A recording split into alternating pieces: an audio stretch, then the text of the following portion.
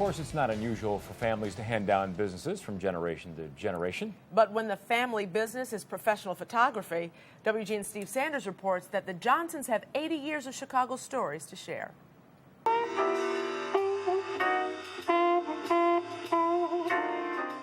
Jeff Johnson was born with photography in his blood. It just took him a while to discover it. I couldn't tell you one thing that he told me, because at that time, because your father does it or it's in your family, it's not that interesting. Jeff's grandfather, Elmer Johnson, was a newspaperman for the Chicago Daily News back in the 30s.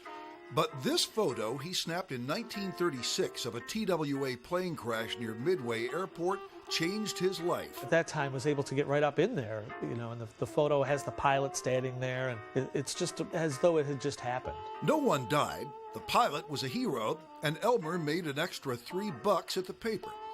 He started photographing family members, his mother, grandmother, little dog, making them feel comfortable in front of the camera.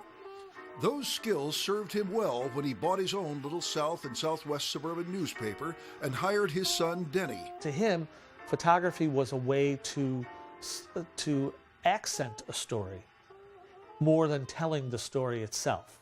Elmer was old school, Denny is new school. Elmer also hired Michele Mohr. She worked her way up to editor, married the boss's son, Denny, and now teaches journalism at Morton College in Cicero. They never were without their cameras, and oftentimes they were there right when the police were responding. Both Michele and Jeff fondly remember a patchwork of photos in the newspaper office on 47th Street, unceremoniously stapled to a wall. It was somewhat horrifying because you'd see all these murdered people or fires and car accidents and all that, but the immediacy of the subject is riveting. Elmer's most famous photo was this one, snapped in Oak Lawn, April 21st, 1967. Turns out there were only 2 photos of the actual funnel cloud. That one, I think AP bought it as well, and it ran all over the country. So these are about 40 years worth of negatives. It wasn't until Elmer's death in 2003 and Denny's a year later that Jeff, who had by then picked up photography himself, discovered the old Enterprise Publishing jacket. There are just more and more of this. And boxes of large negatives from Elmer's trusty Rolleiflex. That's when I sort of thought, hey, wait a second, I have all of this work. And my photos now are just adding on to this larger body of work. And some of them, of course, are fading. Jeff has spent years scanning and organizing his discoveries. He's made a few books and is working on more. And he, too, learned from his grandfather.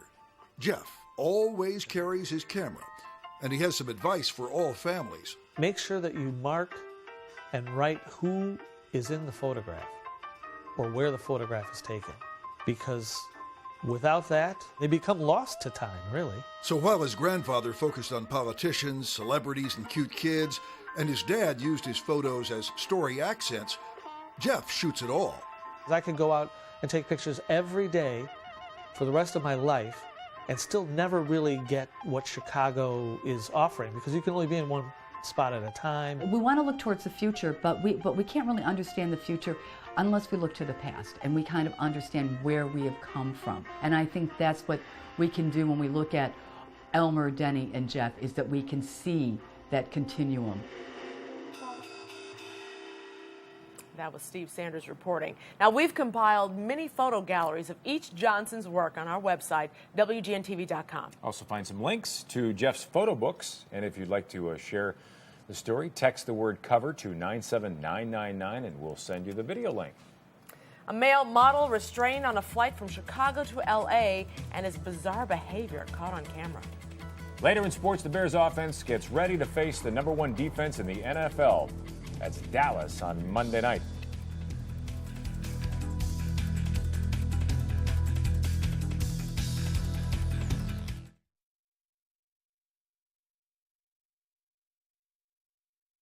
It has a touchdown.